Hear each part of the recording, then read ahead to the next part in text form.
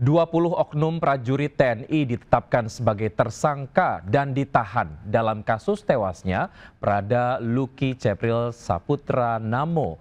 Menurut Pangdam 9 Udayana Maijen TNI Piek Budiakto, proses hukum atas kematian Prada Luki Namo masih terus berlanjut dan akan dilakukan secara transparan.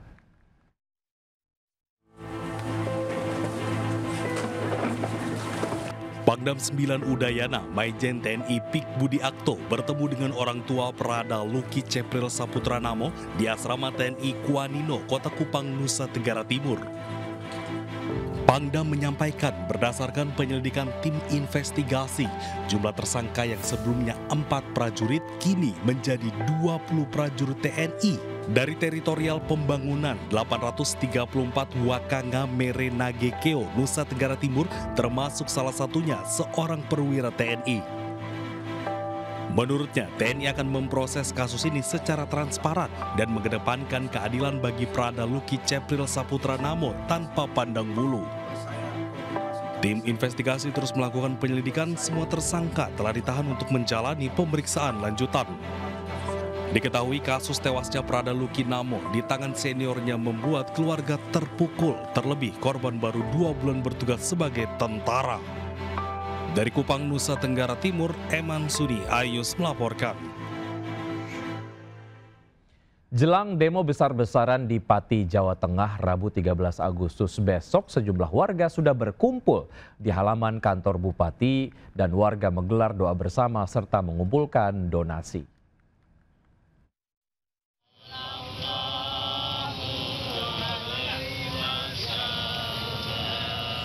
Di tengah hujan deras, ratusan warga Pati berkumpul di alun-alun dan halaman kantor Bupati untuk memprotes tindakan Bupati Sudewo yang dinilai arogan.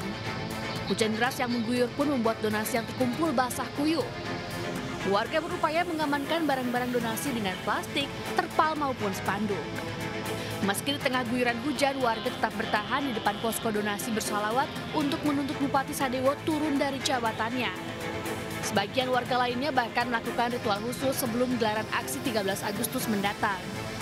Sementara itu, gerakan masyarakat menanggapi kenaikan PBB P2 terus bergulir walaupun Bupati telah membatalkan kebijakan tersebut.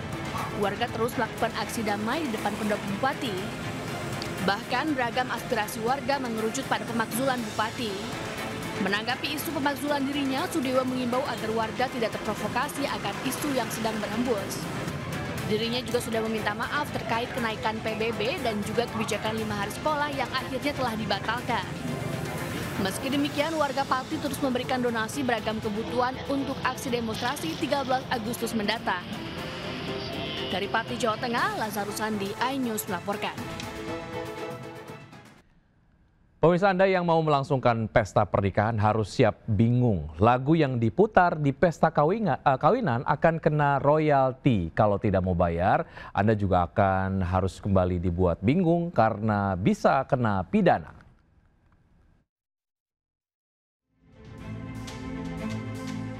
Sudah lumrah pesta kawinan ada musiknya, tapi keluarga penyelenggara pesta pernikahan harus siapkan kocek lebih karena harus bayar royalti lagu yang diputar saat acara nikah. Salah satu lembaga manajemen kolektif yang mewadahi sejumlah royalti musisi Indonesia menyebut ada royalti yang harus dibayar meskipun pesta nikah berlangsung tertutup atau hanya acara keluarga terbatas. Nilainya 2% dari seluruh total biaya nikah. Yang membayar bukan pengisi acara atau penyanyi atau biduan, tetapi keluarga mempelai alias penyelenggara. Meski pesta nikahan bukan acara komersil, tapi pihak WAMI menganggap penyelenggara biasanya menyewa alat musik, sound system, lampu penyerang, termasuk membayar biduan. Oleh karenanya, saat lagu dinyanyikan, penciptanya juga wajib mendapat uang. Kebijakan WAMI menuai protes banyak pihak karena dianggap merepotkan keluarga mempelai atau event organizer. Lalu, bagaimana memantau pesta pernikahan di Indonesia harus bayar royalti musik? Ini dia tantangannya, karena pesta pernikahan tidak melulu dipublikasikan. Sejauh ini, WAMI hanya mengandalkan laporan masyarakat. Yang pasti, menolak bayar royalti bisa panjang urusannya. Seperti pengelola restoran di Bali yang dipidana cuma karena kisruh royalti. Meski akhirnya kedua pihak berdamai dengan mahar 2,2 miliar rupiah. Ya, di tengah panasnya polemik penggunaan musik di ruang komersial, sejumlah musisi tanah air menggratiskan musik ciptaan mereka. Jika beberapa waktu lalu ada Ahmad Dhani, kini giliran musisi Firza yang menggratiskan lagu ciptaannya.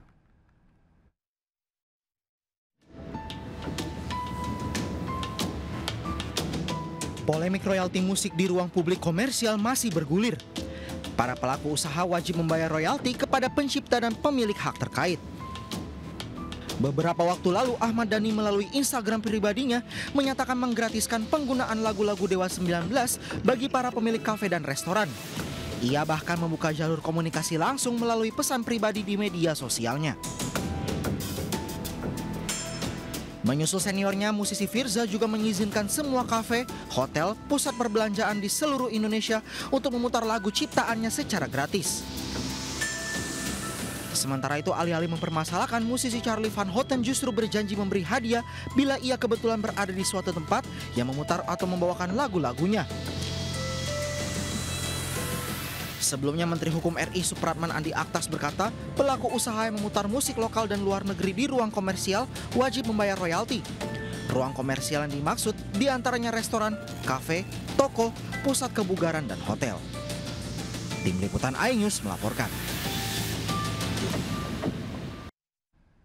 Pemirsa, media sosial tengah ramai membahas kehadiran trailer film animasi Merah Putih One for All. Film yang rencananya tayang pada tanggal 14 Agustus 2025 banyak mendapatkan respon dari netizen karena kualitasnya dianggap jauh dari animasi-animasi buatan Indonesia.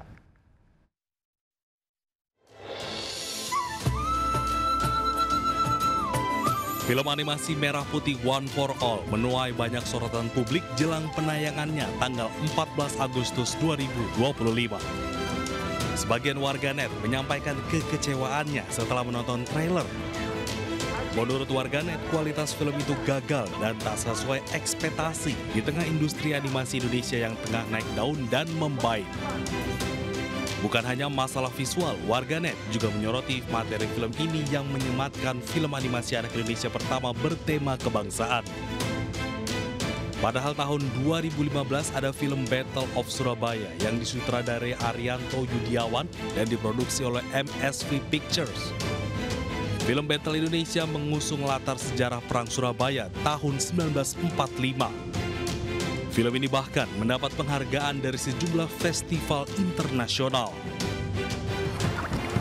Film animasi Merah Putih One for All sendiri menceritakan tentang kisah 8 orang anak yang mencari bendera merah putih yang hilang. Anak-anak itu kemudian berkelana mencari bendera tersebut hingga menyusuri hutan dan menghadapi banyak rintangan. Film ini ditulis dan disutradarai oleh Endiarto dan Bintang Takari. Diproduksi oleh Perfiki Kreasindo bersama produser Toto Sugriwo. Mengenai kehebohan warganet, produser Toto Sugriwo bicara melalui akun Instagram pribadinya, memberi komentar perihal kritikan yang dilayangkan. Senyumin aja, komentator lebih pandai dari pemain. Banyak yang mengambil manfaat juga kan, postingan kalian jadi viral, tulisnya. Dalam kandang pasti ada yang menangkapnya. Dari Jakarta, iNews melaporkan. Siapa